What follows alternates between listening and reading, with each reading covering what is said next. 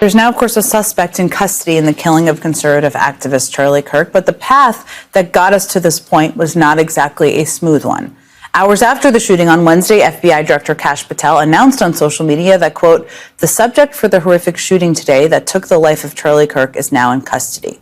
According to the New York Times, Patel wrote the message after speaking with agents working the case and quickly posted it himself without consulting his leadership team. Now, just 2 hours later, Patel made an abrupt about-face, posting again on social media, quote, the subject in custody has been released after an interrogation by law enforcement. Our investigation continues. The next day, Patel flew to the scene in Orem, Utah, where he stood silently during a brief 10-minute press conference that yielded little new information. It was only after the killer's family decided to turn him in that an arrest was finally made.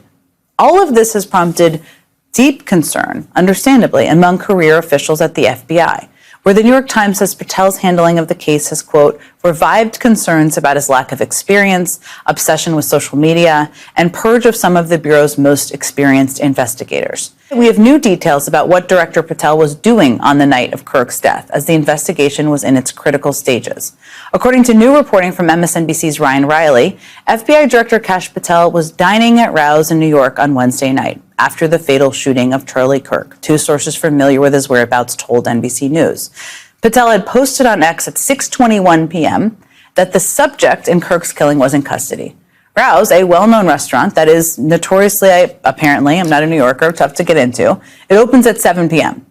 At 7:59 p.m., Patel posted a follow-up post that the subject in custody has been released after an interrogation by law enforcement. In response to a question about whether Patel was at the restaurant when he posted about the investigation, as well as a request for comment about the criticism of the director, the FBI said in a statement that it, quote, worked with our law enforcement partners in Utah to bring to justice the individual allegedly responsible for the horrific murder of Charlie Kirk, and we will continue to be transparent with the American people with real-time updates as we are able. Now, that statement doesn't exactly scream transparency, does it?